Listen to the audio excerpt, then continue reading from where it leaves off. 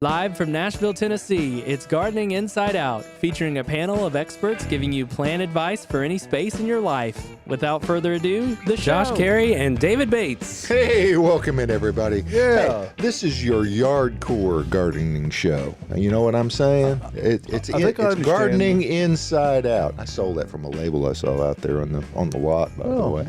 So, hey, Saturday morning, it means you're here for us. We're coming to you from the Green Room Studios here at Bates Nursery and Garden Center. Absolutely. It's a bit brisk this morning. Well, I wore shorts yesterday as kind of a adieu. Because I knew that today was arriving and it was not going to be warm today. It's not unseasonable, but yesterday was unseasonably warm, not as warm as the day prior. However, we have made a transition with the bit of rainfall we got overnight. We have perhaps more in the forecast, and we'll discuss right now. And of course, today is Saturday, the 18th of November, and we might make 60 degrees today. It's going to be very, very close. So we'll just go ahead and call it 60, partly cloudy conditions, and it's really going to be quite pleasant. It couldn't be nicer gardening weather. We did get enough rain, I would say, as another dust settling event. However, as we look at the forecast ahead, now tomorrow we get a little bit warmer, but still partly cloudy.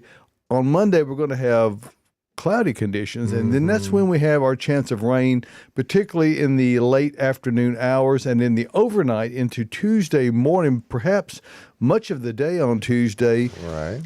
And if you look at these totals here, 6.67 and 0.43, so that's like 1.1 inches, which would be awesome if we could get that much. Yes. We'll talk about it next week and see if we actually did, but that's the hope we're going to get. And then we are going to have a tryptophan hangover next Saturday morning. There's a good chance of that. We'll be talking about that possibly as well. Maybe. Wednesday, 54, so we cool down a bit more, and we remain in the 50s throughout the rest of the week, and with mostly sunny conditions, or at least partly cloudy. So which is brighter, partly cloudy or mostly sunny?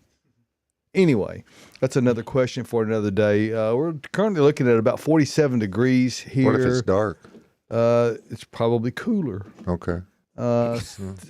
So anyway, we are glad to have you in today, and we are. Yes, we are. Okay, yeah, we are. I'm glad. Yeah, I am. But we're pure happy. The only thing that we have to talk about today's not fear. Oh, it's fear itself, though.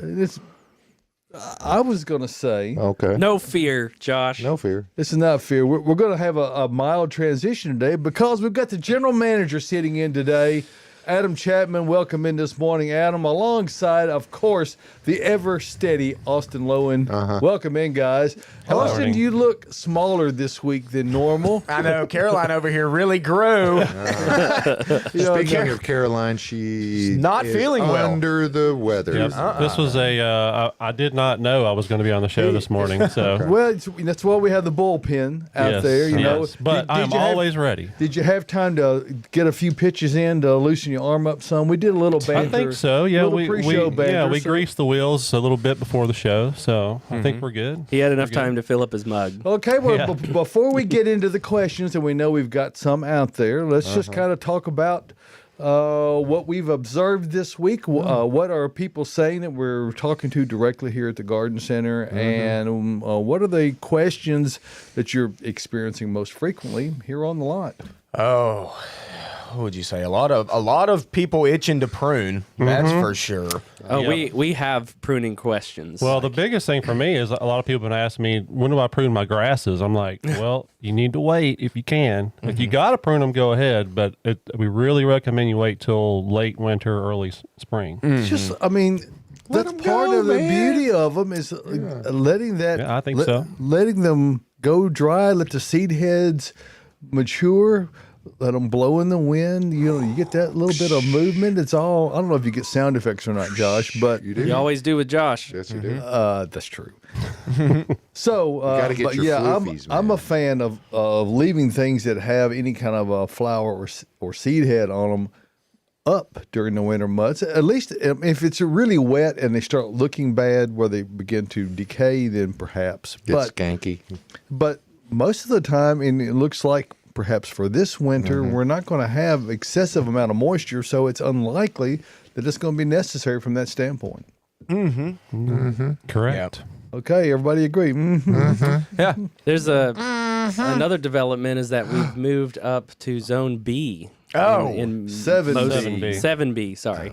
In most of Middle Tennessee now, and Which we means were originally nothing. 7A. Yes, nothing, but it's a little something. We should worry about it, though. Well, what it means is when someone's reading a tag, it says this plant is hardy to zone blank, that gives you a frame of reference. However, zone rating or category has zero effect on what the weather actually does. Yeah. Last winter was a great example of that. We were 60 degrees in the afternoon and 5 below 5 hours later. So that's a really bad outcome right there, and everyone had to endure that one. Yep. Hopefully, we don't ever see that again. But the hardiness zone maps really don't cover that aspect of cold weather. The damage that was done with respect to that spell was due to the rapid nature of it, and that plants had not had an opportunity to completely harden off for winter. They were somewhat, but Right. the amount of damage on broadleaves was indicative that they were not hardened. Well, off. I would say that that there is a little bit to it because, and you're correct, David, as far as like if we had -5, but we had 10 degrees or 15 degrees for 3 or 4 weeks before that, it probably would not have been as big a deal. But there are plants that people buy here that would have been affected by -5. Certainly. And so that's where I get a little miffed with where the map is, because it can be a little misleading. So, Well, Adam, you ought to just put it out over the PA system and tell all the plants that they've changed to 7B. Yeah, I mean, so come suck on. it up. Yeah, you don't get on with it. I don't think they don't listen to me. No. Okay. Well, listen to David. Yeah, right. Yeah, okay. Send out a memo, get it going, because they don't care. So let me just ask here. This means, so we moved to 7B. That means that 5 degrees. So 5 degrees Yes. difference. So this is saying that we typically don't get less than 5 Correct. degrees here. Is that kind of what you're saying? Correct. It used to be 0 to -5, right?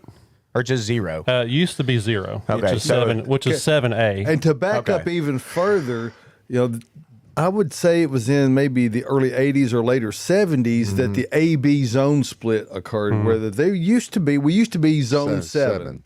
Yeah. And there was no A-B zone split, but then they did finally acknowledge that, hey, you know what, we need to do a 5-degree separation on this. So what did they do to us in the mid-'80s when it was 17 degrees below zero here? But they look at the data Okay. over a statistical time period. So Okay. a single year event, you would say, well, gosh, last year it should Darn. have. Why did we move to a higher zone when we had lower temperatures? Well, it's because it's a singular event. Yeah. And it's also, I believe that meteorological data gets incorporated and confused into the horticultural data. I think that's just the way that the data is collected. We need to have congressional hearings about this and find out what's going on. Certainly, that it's that level of importance. It no is, question. absolutely. Homeland Security, man. Got to know.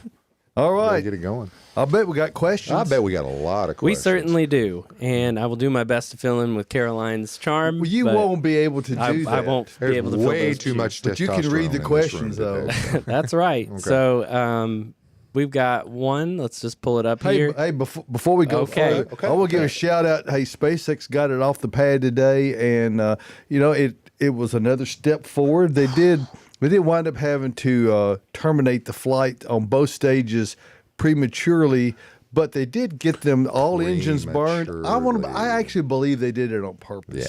Yeah. But they made another step forward. So anyway, kudos Let's to them. burn some They questions. didn't blow the pad up. All right. Is it okay to plant new trees right next to where I've removed old trees and ground the stumps? We get this question a lot. Yep. And it's a good question. I mean, and I typically say, like, if you can get it away from the, the exact spot of where you remove the old stump, because right where you have the old stump, what do you have? Just a whole bunch of sawdust, pretty much, so you don't necessarily want to plant in that. No. You really want to get it in soil if you can. So if you have to put it in the exact same spot, then you really need to remove as much of that sawdust as you can and add back in maybe some of our Earth Mix Garden, to get it back to dirt so you can actually plant it in soil. But other than that, if you can get it away from that spot just a little bit, then that's ideal. Well, you will encounter roots, though. Oh, you're going to. Close to it. So. That's hard digging. I had a 120-year-old sugar maple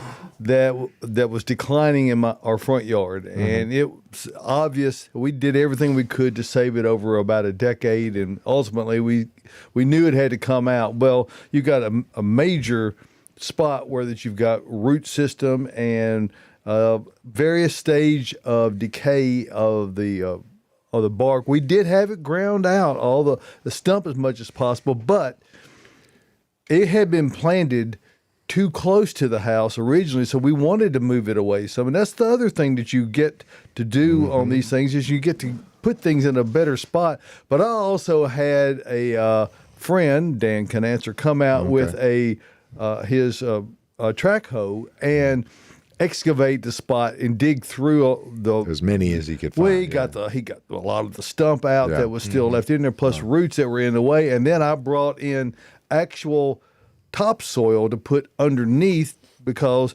Earth Mix Garden's a great product for planting, but you don't really want to fill that in underneath because of the amount of organic content that's in it. It will settle. So if you put just good topsoil underneath to create a pedestal for that root ball to get it up elevated, then you can put the other around it, and the roots can grow into that without the danger of it settling. So, and guys, they still have these things called rakes and leaf blowers.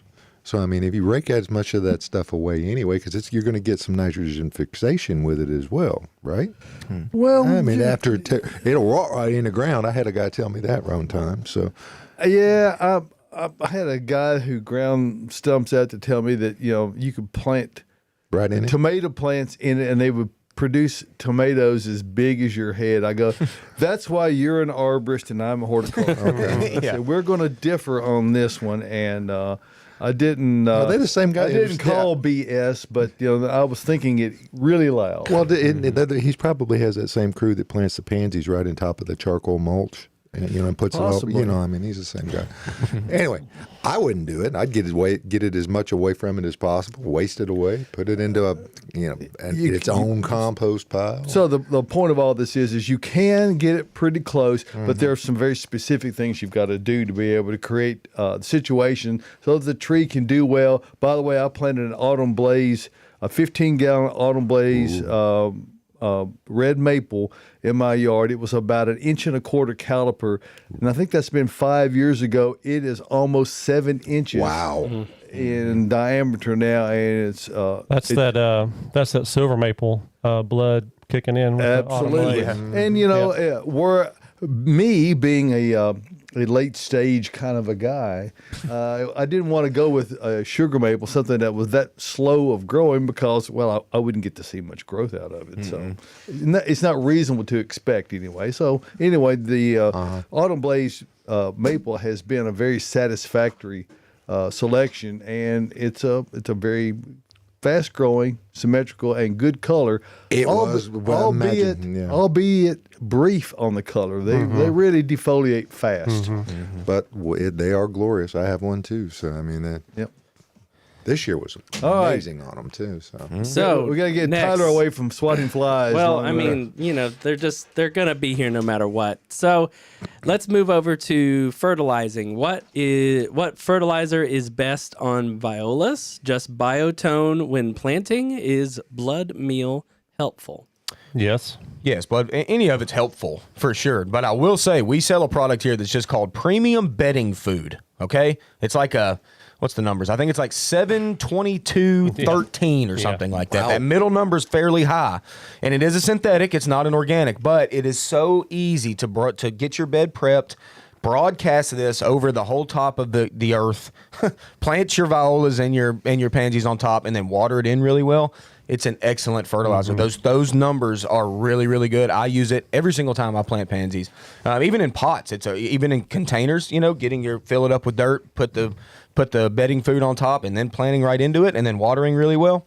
It's a good one. I'm telling you. You can use flower tone as well if you want to go organic. But what I would suggest is maybe go with twice what the bag says, because it's organic. You're not really going to overdo it if you only do it like twice as much. Well, flower tone is from the Espoma line. Correct. It's all blood meal, bone meal, that kind of thing. So, but it's pretty low number. And particularly for the flowers, the middle number is the important one, right? And even if you're using something like Earth Mix Supernatural, which is an organic compost that you could either top dress or incorporate into the existing soil before you plant, those are all very good. None of those can possibly burn that are on the organic side. It's just not possible. There's not enough. There's the amount of ammoniacal nitrogen is non-existent, so they don't flash. It's a very controlled release of nitrogen, phosphate, potash. Okay, let's bring it down to the dumb guy. Okay. The chemical ones are probably going to work a little quicker than the and maybe last a little longer. Okay. But you do not get the microbial action. You don't get the additive benefits to the soil that last for a long time. Right. Okay. And I typically, Josh, just to clear it up, I typically use the synthetics like I was talking about for those short season crops. Okay, so those ones that we're just using pansies over the winter to get us to spring. Right. Okay, so that's kind of, and the big key too we have to talk about is that a lot of fertilizers are not activated if temperatures are not still where they need to be heat-wise. So roughly in that 65, 75 degree range, it's really when we want to plant pansies too. So getting them in early enough to where the fertilizer is actively working. And is that not the biggest fight we wage, is trying to convince people to yank summer annuals and get cool season stuff in? Everyone wants to wait, and they don't want to cut them back. And they want, and because we've talked about on this program, and we do pretty much every day to folks about leggy pansies or other leggy annuals, you've got to cut them back in order to induce branching, or else they're going to flop. But people don't want to buy blooms and cut them off. I had a landscaper come in yesterday, and he had some pansies he didn't get from here. I'm not going to say where he got them from, but they were leggy, real leggy. And he was like, "What do I do?" I was like, "Well, just cut them back. Cut them halfway back. They'll be fine." You have to. Yeah. And he said, "What? He said, I can't do that. The customers flowers, man. Wants to see color." Correct. Customers never look at the plant; they only look at the blooms. It'll be covered in blooms, but as leggy as can be, and they'll still buy that one over like a really tight, perfect-looking plant with no blooms on it. And that ain't me. That ain't us. We're buying the green flats that don't have flowers. I mean, if the plant is happy and green and healthy, it will bloom, y'all. And look closely for buds. They're likely there. Exactly. So, okay. All right. What else you got, Tyler? Let's get another one in here. We got a lot of pruning ones. He's screening questions. He is. I am. Yeah. Okay. How about this one? This is one crepe. We'll have another one later.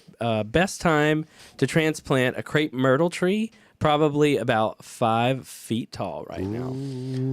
All right. When it's dormant completely would be the best time. Probably not quite yet.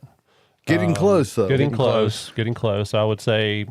And the height of it has no bearing on that. It's just a question of how large the root ball will be. That and how old. Yeah, I wonder how old it is, because crepe myrtles are notorious for being hard to dig. Oh, they are hard-wooded plants, strong roots. And they are not the most transplant friendly. That's why that you see them almost exclusively, not entirely, but almost exclusively as a container grown plant, because there's no transplant shock. Right. Now, the ones who do grow them in the field do a good job of root pruning, which really reduces the transplant shock. Which is something you can do now if you want to. You can go out there with a spade and just make some, like you're going to dig, but don't dig. Just cut some of the roots. Not all of them or all the way around, really, but you're just trying to make it where smaller, more fibrous roots start to grow within that root ball. Yeah, and a general rule of thumb, and it's more difficult to to determine on a crepe myrtle because typically they are a multi-stem plant. So it's hard to say, well, what caliper is this plant? But generally, you want about 12 inches of root ball for every 1 inch of caliper in the trunk. So if you go down close to the ground, where all of them grow out together, you're not going to be able to say, well, if it looks like it's 3 inches, it's probably more like 2 inches because there's just too many stems growing out. But that would give you a 24-inch root ball. And then if you could somehow go out 24 inches and do a 45-degree clean cut in, if you could do that. I was about to say. That's not easily done. No. But if you could do that, You can do 42, you can do 45. Well, Come on, it's easier said than done. So, I don't know. 38 and a half. With a really small crepe myrtle, it's a whole lot easier than it would be with something of some size. And you're going to be encountering larger roots. And because of that, it's just going to be a difficult chore. So, don't expect transplanting a crepe myrtle to really ever be easy. I did one on the corner of my house in 2007 when I moved into it. It was about a 6 or 7 foot at the time Natchez crepe myrtle. Now it's 25 feet. And I dug a trench and drug it with my truck with a chain out the trench to get it away from the house. And it looked like it was enough at the time, and I still didn't pull it far. You didn't pull it far? I didn't go far enough. But anyway, hey, let's talk for a moment about what you do to get things to do their best. And we touched on it a little bit already. That's the use of Earth Mix garden products. And when you use Earth Mix garden products, you are giving your plants through the soil and the root system the very best nutritional supplements and amendments that nature offers. See, there's no chemical additives at all to Earth Mix garden products. So it's great to use if you're doing vegetable gardening or if you're doing planting fruit trees. It's also great for any other use, ornamental grasses, broadleaf trees and shrubs. It gives your plants the very best of everything. Plus, through the use of Earth Mix Supernatural, humic acid, mycorrhiza fungi, both endo and ecto, Josh, are added in and infused into it to boost the levels so that the plants have their very best opportunity to grow off and do their best, even during adverse conditions. And, we are experiencing some dry conditions. Yes. So using products such as Supernatural, Earth Mix Landscape go a long way towards helping your plants get their very best establishment and to be able to survive more difficult conditions. The great thing about Earth Mix products is that they're available all over Middle Tennessee and Kentucky. Go to the Find Earth Mix tab, and I always, at this stage of the program, I realize I have not enabled the global your location. I always remember that at this point. But if you look at it now, you can see all over Middle Tennessee, actually all across Tennessee. Up into Louisville. That's right. Up into Louisville, and we're even North Alabama. North Alabama. So there's Rudy's Nursery right there. So you can either put your address into the box here for turn-by-turn directions, or you can simply zoom in to any location, and it'll give you turn-by-turn directions. Wow. So just remember this. Success in gardening begins at the ground level when you use Earth Mix garden products, and we truly believe that. We think that if you'll try it, you'll see that there is a difference between what you get in a bag of dirt. So you can smell the difference when you open it in the bags. I mean, it's just amazing stuff. Well, I think one of the cool things for me is just peace of mind. As I planted my fall beds this year, I'm looking at things during the drought. I'm not really having to water that much, and the plants are doing just fine. And I blended that into an existing Earth Mix garden raised bed that I had planted just this summer. So the moisture retention's excellent. What it feeds is excellent. The plants are nice and big and happy. And as long as you've done the due diligence to cover them, to keep the critters off, you're really setting yourself up for success. Yep. Absolutely. So very good. Let's talk about what we've got in the studio today. What's in room with Caroline? Adam and Austin. Yeah.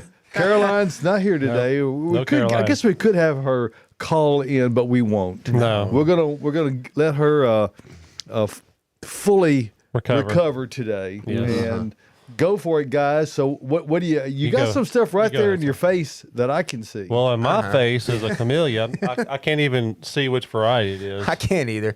What did you bring in? Let's see here. Oh, There is we a got tag here. Kanjiro. Okay, that's what I thought it was. Yeah. That is a good. The tag is blending in with how the blooms look. That happens a lot. Sometimes the Yeah. the camellia blooms look so fake. Like, because they're so picture perfect. Y'all should see our camellia selection It's right now. pretty by the way. awesome. Can you It see is the money tag in right there? now. There was one I saw one this morning. Yeah. I've never seen. Autumn Rocket. It's a Autumn white Rocket. one. I've never heard of Yeah, that it's one an either. upright one. I'm like, man, Okay. that's awesome. Yeah. Yeah, our camellia game is on point right now, people, okay? And we've actually got a nice little like collection here that all of this could go like in a semi-shady environment, like especially like afternoon shade. So you got camellias that can handle some afternoon shade. You got boxwood that can live pretty much anywhere. And then you got this spicy lime heuchera that definitely likes the shade. And then the Everillo sedge out front that stays evergreen, prefers a little shade. All of this is like a combination that you could do together. It looks really, really good. Wait, is that spicy lime on Adam's side too? Yeah, all this is. Yeah, it's all spice. It's That very color range. interesting. Yeah. Yep. Like So during the growing season, it's more like greenish, lime greenish, and then this fall color comes around and it gets this reddish. It's a really So pretty. once again, those are not fake flowers No. on these plants. Not fake. Okay. These are real, Josh. Wow. We have no fake plants here In November? in November. Any other time for that matter. Well, For that no. matter, That's why they call it the winter blooms in rose. November, yeah. Correct. And then let's move over to the other side. Okay, we got blue rug juniper out in front, Yeah, which is buddy. nice. Got a great trail. Roll out the about green it. carpet. We're gonna show something here in a minute. Back behind David, and Tyler, we've got encore azaleas underneath the TV. Ryusin. With flowers on. Ryusin. Encore azaleas. The azaleas that if you do grow encores, you know, like the name, it's like they come back on stage. It's an encore. They come Encore. back and they Again. rebloom. We've got them blooming right now. Right behind David's head is a beautiful Ryusin Japanese maple. And the color is stellar. Very, very stellar. Great word. It's, I mean, all sorts of yellows and oranges and reds. Really pretty. These stems. Yeah, it's a weeping habit. It's a green leaf during the growing season. I grow this one at my house. It's really nice. This year, It has such a great shape. I would to say it. it's the most pendulous Japanese maple I know of. it is such a tight weeper. Yeah. You're right. I mean, it doesn't go Yeah. out hardly at all. It is up and then down. And so, it has tremendous. I think the contrast between the green to the brilliant gold color is tremendous on it. So it is a great additive, really focal point to any garden. So it's green in the summertime? it's a green. is. Oh Yeah. yeah, but it's a Wow. beautiful deep green. And as is true with most green leaf cultivars, the foliage doesn't seem to get as affected by burn. by heat. You know, they just hold up a little better. So consequently, the fall color you have is going to be nicer. Based only on that, but not only on that, but also on the fact that What a great Christmas present that would be. For you know what someone. that would not even make an unusual but lovely Christmas Christmas tree. tree. It would. It would. Absolutely. Yeah, that'd be great. RYUSEN, right? Or what's the juniper there, Austin? The junipers, yes, framing in the TV. Those are brand new. I've never seen this cultivar. I'm pretty sure. Oh, it is. It's a Proven Winners intro, and it's called Gin Fizz. Now that is Slow Gin Fizz. that is a Juniperus chinensis, correct? It's a chinensis, yeah. I did read that. I think they're alluding to the fact that gin is made from juniper berries. Yes, right? yes, the flavor comes from Yeah, juniper that's berries. mine. So It is, huh? Gin Fizz. It's kind of cool. It gets big. Actually infused with the juniper The berry. marketing Not people had made from them. threw a few back that evening. Probably. Yeah, exactly. Probably. And don't let that skinny look right there fool you. I read the tag. It claims 15 to 18 feet tall and wide. Wow. That's a big plant, It's a people. biggie. Yeah. That's a big Amazing. juniper. So Well, and Yes. that's a common thing that people can misinterpret the growth habit of a conifer just based on how it looks in a container Yeah. at the nursery because we've talked about it in weeks past. Things such as gold mop cypress looks like a nice little low growing, and they're not. no. No, and that's but- where we come in. Yep. Talk Yeah, to us. We'll exactly. tell you, like, no, that And does not another stay small. camellia on a trellis over Yes. there. I mean, you can put it out Yes. front for a few years, but then you got to have this plan of where am I going to transplant them to in about 3 to 5 years when are clearly going to be way too big for this spot that I'm wanting to use them in. Yep, definitely. And then lastly, in the corner back there, Tyler, look at that one. It's already on a trellis. That's Yuletide. You got it backwards. There you go. There it is. Already on a trellis for you. It's already up. It's going to start. You know, it's funny. Camellia is just a shrub, really, but you can put it on a trellis and it almost looks viney, if you will. It's like a woody, viney looking thing. But that's already, like I said, it's already started for you. Put it in a pot. Let it keep growing up. Keep pruning it to keep it on the trellis if you wish. Too much work for me. It's a lot of work, I know. And I would say, the camellias you have in front of you guys there are of the Korean lineage. Actually, they're both. I think they're both Sasanqua. Are they all? Yeah, I think so. Yuletide's Sasanqua as well. Well, the Sasanquas are, while they are prolific bloomers, they are, and according to our revised cold hardiness chart, they should be fine. But I will tell you, they will be more susceptible to getting burned. So you should use some consideration as far as exactly where you're going to place them in your landscape. You might want to give them a little extra protection from time to time if needed. As long as it's in the teens, it won't be a problem. But you go down below that, then you can start to see some damage. So just be mindful of that. Camellias do great here, and the Sasanquas are good, but they're right on the line as far as what will survive reliably here. Yeah, and if you ask me, I think every garden deserves a camellia or two, just because it rivals rhododendron when it comes to an evergreen bloomer in some shade. Now, I'm not saying camellia needs shade all day. They really don't want that. They just don't need afternoon sun. Yeah, they don't need to be baking up against a brick wall in the afternoon sun. It'll cook them. So, but like I said, for an evergreen plant that flowers, like in the picture perfect flowers, like every garden at least deserves a couple camellias thrown out there. And they're going to be a lot easier to grow than a rhododendron for most people. Yeah, I mean, rhododendrons are, they're a crap shot. They're picky. I mean, you got to do everything right, and then you still need to be lucky. Yeah. Exactly. But yeah, when it comes to evergreen bloomers, you got to have one. Look, y'all, there's a camellia society. Yeah. Really? People love them. Do they stand around with their pinkies extended? And they're fancy. They're right there next to the Hosta Society people. Exactly. Yeah. Well, and we're not disparaging those folks. Yeah, no. We love you as well. We need those folks. How about the Rose Society? And the Rose Society. There are many societies that of horticulture nature, and we're grateful for them all. Now, Austin, what did you do with the those junipers over there? Oh, we did something. Yeah, I got the blue rug over there in front that y'all saw. We talked about this last week. You and Carolyn did, by the way, and you said you were going to do it. All right, y'all. It's heavy. Plenty of water. Look, you got to get it up. It's a Christmas time hanging basket juniper. Oh my. And what are those things hanging on They're it? Christmas balls. And a bow on top. We dressed it up. Ornaments. Look, y'all, I didn't have to repot this at all. This is in a nursery pot. I just got this green foil that we typically use for poinsettias. I had Mia, one of our very creative cashiers up front, give me the little bow and this little band that goes across it.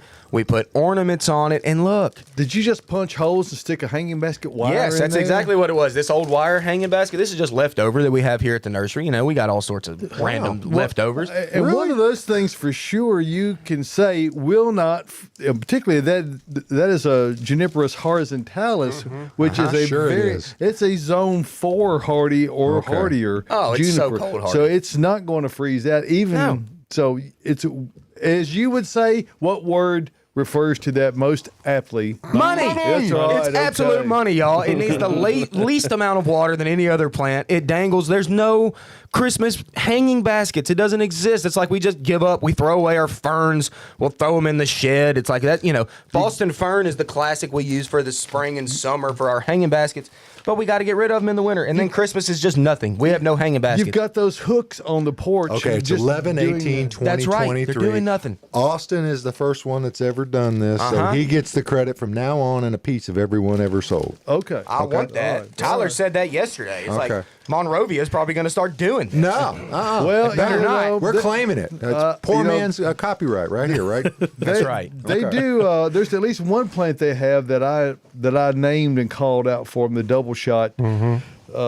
Jessamine, yeah, you did that. Jasmine, yeah. When I suggested that you use the swamp jasmine and the Carolina jasmine together, which from a foliage standpoint, are nearly identical, but they bloom at different times of the year. So you grow them together, you get double two shot. shots. Okay. So It's Do you class get money- action lawsuit do you get money waiting to from that, happen here, David? folks. I'm I telling get nothing. From that. But we do Well, they get- use it all the time. Every year we see the double Yeah, shot. Like we- that was your idea. but we do get to sell them. We do. As long as we pay for them. Good point. Good Yeah. point. I think Yes. people need to know too that in the nursery world, like that you can stick multiple cuttings in the same pot. I think this kind of blows people's minds. Like this happens all the Well, time. like the or the royalty collection of the Meserve holly, the blue boy, blue girl in the same pot. Yeah. Yeah, there's like a now Monrovia specifically has like the Berry Magic collection, and it's a girl and a boy in the same pot. Yeah, and They're what just they'll- mingling. What they'll do is Cats and dogs living together. What is Mass gonna happen? hysteria. Yeah. they'll take a 1 gallon plant and put a liner, a little maybe smaller than maybe a 2 or 3 inch pot to the side of it, because all it needs is to be able to have pollen. male flowers to pollinate the female flowers. And Yeah. it doesn't overgrow the other. The males typically don't grow quite as fast anyway. So it'll do a nice job, and that way you don't have to buy a specific pollinator. They each already have one That's in smart. it. Yeah, and I think that two people have this this thought in their head that like when you put two cuttings in the same pot, that those two plants are going to compete with each other. It's a very common thing to say. Y'all, they don't.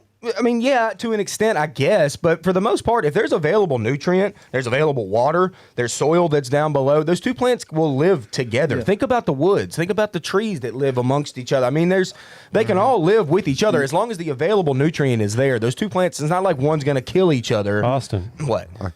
you just made a very philosophical point there. Did I? I think so. That was about life, man. Yeah. Okay. Thank you. But in all, Can we all just get along? in all seriousness, it's big business when you have growers like Monrovia and some of the these other people. P-dubs. They trademark these things. They patent these things. So I mean, that's a real deal. Sure. So, And you'll see many things like these Encore Encores. azaleas here. These all have more than one cutting in the container. And Yes. the reason why that is done is so that the plant can become more mature and landscape ready in a shorter time frame. And they have figured out how to do that. And just as Austin Science is said, great. they do not compete with each other. That doesn't mean that if you put 3 in there, 100% of the time, all 3 are going to live. Yeah. 100% of anything lives. I mean, nothing lives all the time. So, or forever.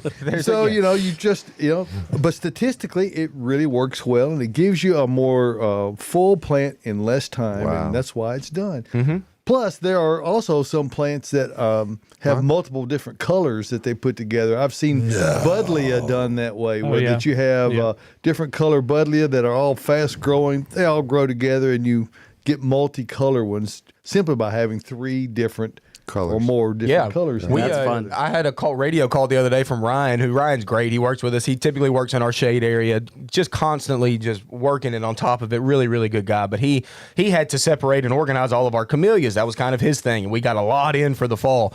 And he called me the other day and he said, hey, you got to come look at this. And I came and looked at it, and it was a camellia that had pink blooms and white blooms in the same container. Wow. Got down and looked. What did I see? 2 different cuttings in the same pot. So y'all, you can come out. You got yourself a twofer. It happens with crepe myrtles too. It does. I've seen Natchez crepe myrtle with Muskogee. Yeah, no, In with it. And the growth habit on those will be quite different. Yeah. It'll be a stark difference. Most things are not so radically different, but you'll probably want to either turn it in such a way so that the Natchez is in the background, because it's going to outgrow the other. I will say that camellia that I looked at, the pink one was way more kind of bushy and had a lot more blooms. The white one was a little bit more sparse.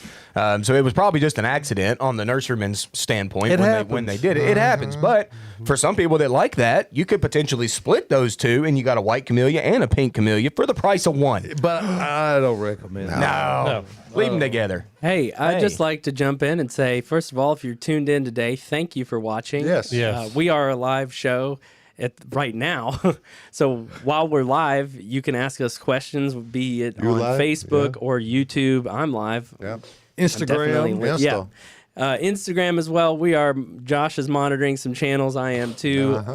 But we also have some questions that we already received on our Instagram. So thank you for joining us today. Yes. And hey, I got to give a shout out. We had a guest come out yesterday, and she's probably watching today. You know who I'm talking about if you're listening, and I'm sure you are. You live in Murfreesboro. You were out here yesterday with a friend. Is that Joni? Was it Joni? I think it's Joni. I forget her name, but I'm sorry I forget your name. But you were out here yesterday. You gave us great feedback. You said you've been watching for, probably more than a decade. She was watching y'all, or listening to y'all, long before this show ever happened. So she came out all the way from Murfreesboro yesterday, and shout out to you. Thank you for your kind words, and you were great to work with yesterday. We got you some boxwood. We got you some grasses. We even got you some golden junipers. I hope you got them set out and looking good. Thanks for coming out. Yep.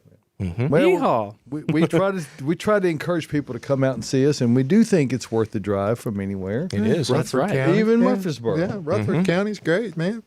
She lives real close to Martin's, and she drove out to see us. No, Martin's is I great. love Martin's. but I love Martin's. Martin's is They a are different great folks. outfit. They are. They're They're different. Yeah. Yeah. But they're great too. But she was like, they're a little lower than what y'all have got right now. So I wanted to come out and see y'all's selection. And our selection got right stuff. now is something. We might as well transition into talking about Bates Nursery because not?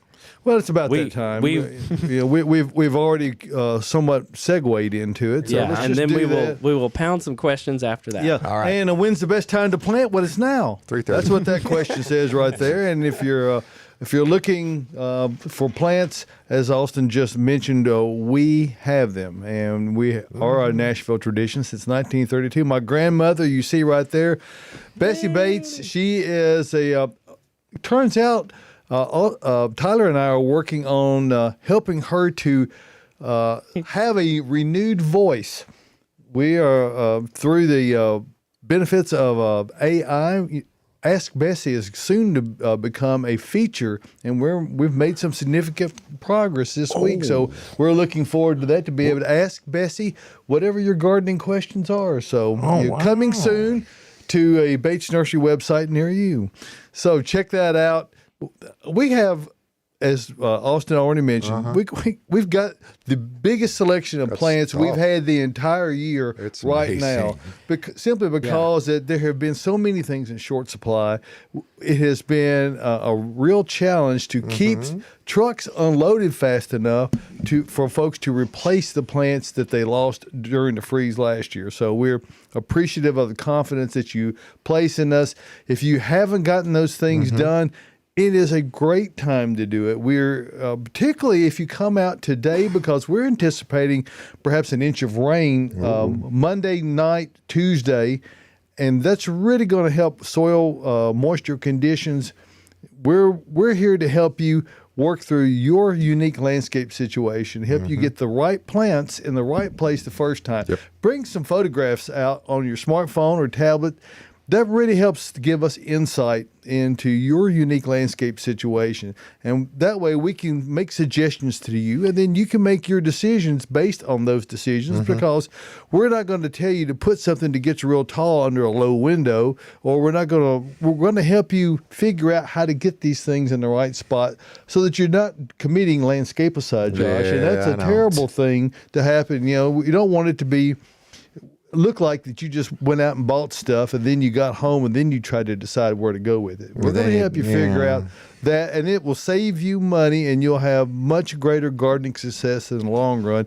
Another thing that adds to that, of course, is Earth Mix Garden Products, and we appreciate your support of that brand, no matter whether you get it here at Bates Nursery or any of the other fine merchants around the area, including Martin's out in Murfreesboro. But you can currently get Earth Mix Supernatural for 30% off here at the nursery. Right. So Right now. if you're a Bates Rewards member, you're going to be able to get that. So come on out and see us. We are conveniently located 1 mile north of Briley Parkway at exit 19 on Whites Creek Pike. It's just minutes from Rivergate, Opry Mills, downtown Nashville, Nashville West. And here's the best part, as we've already talked about earlier, it's worth the drive no matter where you're coming from, even Murfreesboro or beyond. So come out and see us. We've had some people come from Memphis. Now, we have people that make, like from... all day. We have Bowling people, Green. We have people that make the drive at least annually from... Tupelo, Mississippi, from Cape Girardeau, Missouri.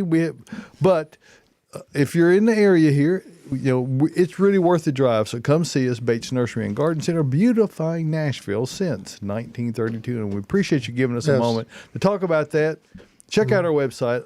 Everything we sell is searchable online. One other thing that you might want to mention is that if you're not local and you have family that is local that are into gardening and you're watching from wherever it is in the planet that you go, you can order a gift card for Christmas on the website, and it can be electronically delivered to your gift recipient. Absolutely. Yeah. Absolutely. I literally just had a question about that this week and pointed her in the right direction. She said her daughter comes here and raves about the nursery. Yep.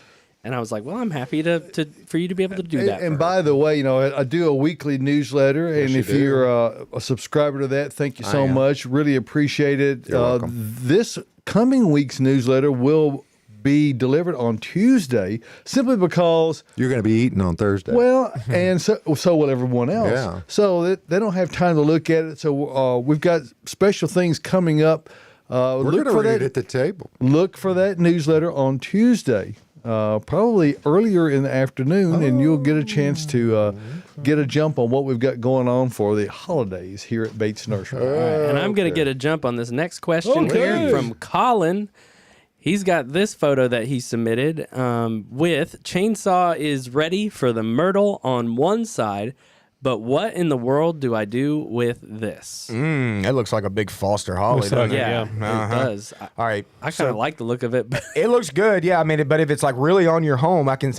This light is. Sorry. It was your typical. let me see if I can zoom in. It looks like your typical Foster holly planted in 1995 or something like that, where On it's the way corner. too close it's to the as house. tall as your house. Well, they get 40 foot tall. Yes, Yeah. they do. And it was a bad thing to do back in the day to plant those hollies that close. Now, I will say, first things first is any pruning you do right now or anytime through this wintertime, you're going to see all of those pruning cuts until the spring. Right. So a cleanup for me on that tree. Now, that tree just needs to be pruned severely. You might need to get someone to... I think the proper word is butchered. Yeah, pretty much butchered. Well, it'll but if look you do, that way for a bit, but it's not, if you wait until, and I know where you're going with this, Austin, is that wait until the end of winter or the very early part of spring, cut it severely, and then at that point, you only have a few weeks to look at these sawed-off looking stubs. It will come back out. Oh, God. You can almost literally cut that to the ground, Yes. right? You literally could, Josh. Yes. Or take it to like 6 feet and then shear it tight, But like David said, let's wait to do that because any cutting you do now, you're going to have to live with that through the whole winter. It's not growing right now. So let's give it a minute on that. In early spring, like I said, about 3 weeks before a flush would happen, prune it severely. I mean, you've lived with it all these years. A couple more months is not really going to matter that much. No, it's not. So good question. That's a beast, though. That's going to be a job. Get ready. That's going to hurt you. And how can I add height to short crepe myrtles? Can I leave an upward branch when trimming? I think you just leave them alone. Yeah, pretty much. You Just got to let them grow. I mean, the problem with crepe myrtles is, especially with last year, is frequently they will freeze either to the ground or a certain amount down. Undetermined. But so unless they are a very, very hardy variety like the indica, like David was talking about earlier, the Natchez, but you can thin out if there's a lot of canes, you can thin them out and leave just a few, and that will help. Yes. And then don't cut them. Correct. Yeah, don't cut the tall ones. So like Adam said, leave the ones you want to leave, probably the tallest ones if you want it to get tall, or prune the lower ones, and then more energy will go towards like say 3 stems instead of like 10. So you'll achieve height a little bit quicker if you do that. Right. That's the way to do it. And then you got to let them grow. Patience. I just want to comment again. Austin, you're how tall? Are you 6'1"? I'm exactly 6 foot. 6 foot. Okay, Exactly. so go back to the shot where you see the two of them there. Adam is taller than 6 foot. Adam, he grew a little. Adam's a solid. He's a solid 6'4", 6'4". but he's taller from the I would say the buttocks up than you are. Longer torso? Is that what you're trying to say, That's Dave? what I'm saying. Yes. Yeah, I've got very long legs. Yes, I'm a long-legged creature. So Adam's just big all over. Yeah. He's a big dude. And I don't know if the stools are the same height or not because Austin did a hack job on Oh one. yeah, that's right. to try to get me and Caroline kind of a little bit more similar. I think we did cut this Well, stool a little. you should have swapped them before we went on there. It would have. I look like a child. You're our child. We love you. Getting a lot of comments on how beautiful the set looks today. Oh, good. It is. Hey, It's this awesome. side was all Caroline. So Yeah. shout out, You did a Caroline. great I hope job. you're feeling better. But this was all her. And really, this whole set pretty much was her. I only helped a little. I got caught with a customer. Yeah. But yeah. It's so integrated today. Yeah, Caroline's touch was all over this one. So, All right. How should I trim pop star hydrangeas? hey, Popstar, that's cool. That's kind of a new one that came out Yeah. this year. I was unaware of it. I think it's a serrata. It might be a macrophylla, but either way, you treat those two the same. And what I say is typically don't trim at all if you can help it. Like really, you want to leave those stems up as much as you can. That gives you the most, it gives you Buds. the most buds to deal with. So like if it does leaf out from the top in the early spring, then we have a stupid late frost like we typically do. It'll get those buds at the top, but then you can prune those off and you'll have secondary buds still along that stem. We got to have them leaf out from the stem so they bloom for you. It's an old wood bloomer. So leave it up as much as you can. I don't say trim it at all. Just leave it. Yeah, I'm always curious how names are derived. Was there a specific pop star that was being thought of when they? Tay hydrangea. I don't know. It's a beautiful plant, though. There It's was really Nickelback that sturdy, came up with stocky. that song. Wasn't it Nickelback that did that song? I want to be a rock star. Same that thing. one. Yeah, okay. same. Yeah. Hey, Tyler. Close. Yeah. You got a picture you could throw Oh, up? yes, I I need to talk do. about real yeah, quick. Exactly. I got. We don't have what's in bloom anymore. What we have is Although we got a lot of blooming stuff. we do. Hey, do. camellias. Blooming party, man. Most camellias around town though ain't gonna bloom this year because of last year's freeze. I What know we mine looking aren't. at? What are we looking at here? All right, let's There look. we go. Oh, look, there's my house. This was earlier in the year, and that's my tree form ginkgo. And this is right whenever I planted pansies beneath them, which I always love to do. Right behind them is my all gold juniper that I love. They're great. That's 3 little 1 gallons planted, and they really grew. No, I've isn't had to prune them. that's similar? You mean they're not competing with each other? No, they're not. They're just living amongst each other, When like was- Adam said. When was this picture taken? Oh! And then Oh, look the at trauma. that. So yeah, that picture was taken a month ago, probably when the ginkgo was still beautiful green, not even thinking about going yellow. And why do we grow ginkgo? We grow ginkgo because it's got Fall interesting color. foliage, but it's got excellent fall foliage. And you know what? We had that stupid freeze last week when the plant was just green as can Suffering be, succotash. and then that freeze and frost turned it to mush. Yeah. They're mush, people. No yellow color Hey, at all. Austin, that looks small enough that I mean, you probably could have put some kind of sheet over it. I maybe, probably protect it. could have. I didn't even think Oh about my it, Adam. gosh. I was moving my rows in and out. I wasn't even thinking about the ginkgo. He still got stuff in pots from 2 years ago that he hadn't planted. Exactly. But Slow your that- roll, Adam. But that one, how annoying is this? And the funny thing is, horticulturally, let's talk about this, us professionals. That ginkgos, we all know, is like they go brilliant yellow, and They then fall all one at decides once. to drop, and then they all drop Yes. pretty much. It's a very quick drop. Yes. Well, mine is super annoying because it got mushy. All those leaves And are they're gonna hang still- on. And they're hanging on. Yeah. They're not dropping. This has been, I mean, this was what we had the freeze last Tuesday. They're still Monday or on. Tuesday. Like Well- it's not, they're not falling off. What is up with this? Now I'll give you a pass this time, Austin. But if you have the same instance next year, it's all on you, man. You're right. I know. You should know to put a sheet over. I should've. What cultivar of ginkgo is that? American. American. American. Yes, it's not spelled like American. It's just a weird spelling. Merriken. Yes, that is American. right. And it's typically like a shrub form ginkgo, which is cool in like a rock garden conifer scene. That's on a high graft? Yes, and that one's on a high graft. Our good friend Andy that works with us, he actually bought that from me a few years ago, like 3 years ago now, in a little 1 gallon. And Oh, wow. it's grown and been great, and I love it. It's the perfect little feature for entering my bed. Like, I love it. Little Austin, tree form. If you really loved it, you would have covered it. Adam! I wasn't thinking about it, Hey, man. that's so that people understand when we say high graft, what are we talking about? Because people think, well, it's grafted. That means it's like at the ground or whatever. Like Not a necessarily, rose. right? No, they graft this one atop of the. It's more or less, y'all, a bush on a stick. Okay, that's just a grand horticultural term. I think it is. Yeah, You know I what the saw it in rootstock Look how is? sad that is. Look how stupid that is.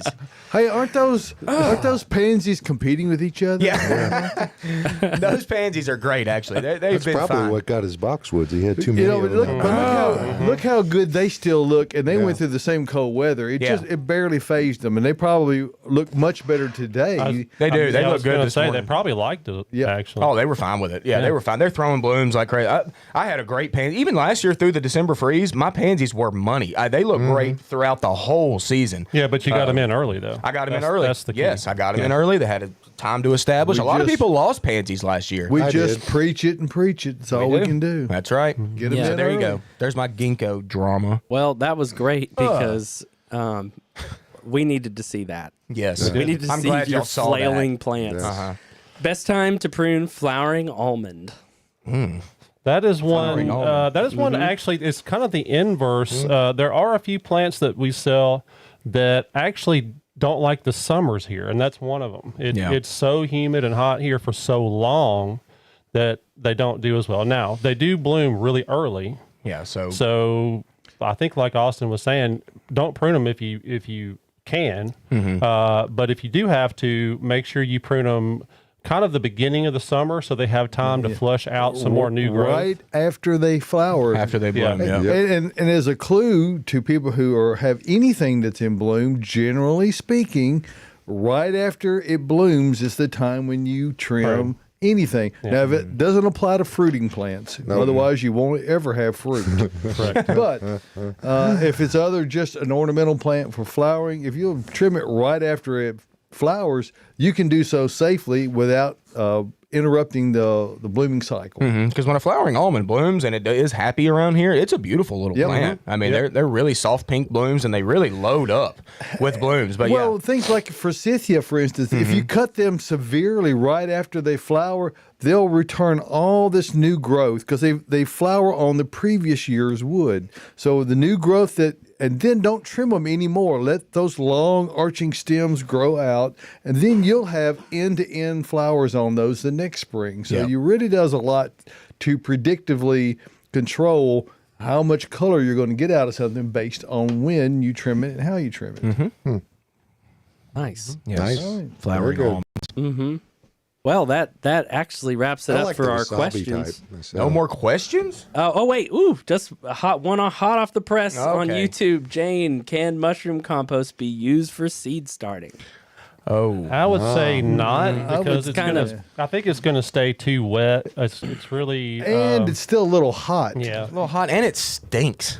Yuck, it stinks. Well, I don't think the seed are offended by the smell. They don't care. I know- and when I say it's Gardening is stinky hot, work. When I say it's hot, that what I'm referring to is that it's still in active decomposition. Yeah. Yeah. If it were really old mushroom compost that had completely fixated nitrogen, was no longer generating heat, it might still be too fertile. You know, seed don't need fertilizer when they're germinating. They just need moisture and warmth. They don't even need sunlight when they're germinating. No. They're under So- the ground, so they don't care. Can't Right. see the sun anyway. Organics eye would be the best. That's what I love Yes. starting Yeah. seeds in. I do, but I do with the coconut core mixed. About 50-50. That's fine, too. That's what I There did you last go. year. That Well, works. and given that it already has coconut core in it, then you're just making it A little bit more corey. a little more corey. Yeah, Bill Hayes at Buffalo, he says the show definitely does better with a chick. Oh, What does it mean? Is Well, that not a sexist I don't know. remark? Have we That ever is- had poultry on here okay. before? The next time I sub in, I'll bring a wig. Okay. Yeah. Speaking of Buffalo, I've been watching the thing on Buffalo this week Really? on PBS. And wow, his name just poof. The greatest. Cody, Buffalo Bill Cody. Well, it's not about. No, it's about buffalo, the animal. bison. Bison, yes.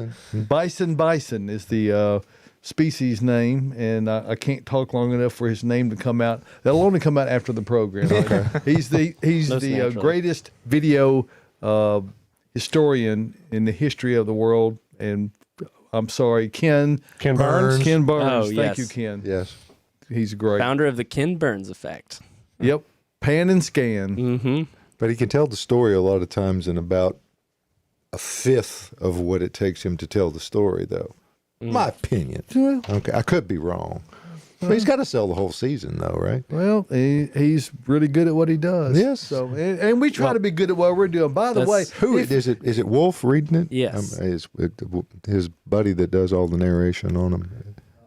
I'm not certain about that, but what I will say is that we appreciate you tuning in today. Yes. We'd love for you to subscribe to what we're doing, and if you care to like it. And what that does is that helps to get us out to more households and to more individuals who have interest in gardening. We really want to connect with everyone we possibly can. Yes. So do that, and we thank you for that. We'll continue to try to give you the very best and most informative and perhaps entertaining gardening information on the web, Gardening Inside Out. Yep. And we hope you have a great holiday, Thanksgiving. Yes. Happy Thanksgiving. Wherever you're traveling, be safe. Travel safe. Eat a lot. Don't drink too much and drive. Don't do stupid. The tryptophan in driving is marginal. Yes, I mean, you're going to be sleepy, so that. If you're doing any planting, do it before you eat so you can work up a big appetite. There you go. All right. All right, folks, next Saturday morning, we're going to come back. We're going to be here for Gardening Inside Out. Hopefully, Carolyn will have recovered by then because it's better when a chick's in the room. So, I mean, that's okay. I think he's got a point. You know Josh. what I'm saying? Huh? What? We'll see you next week. All right, guys. See you.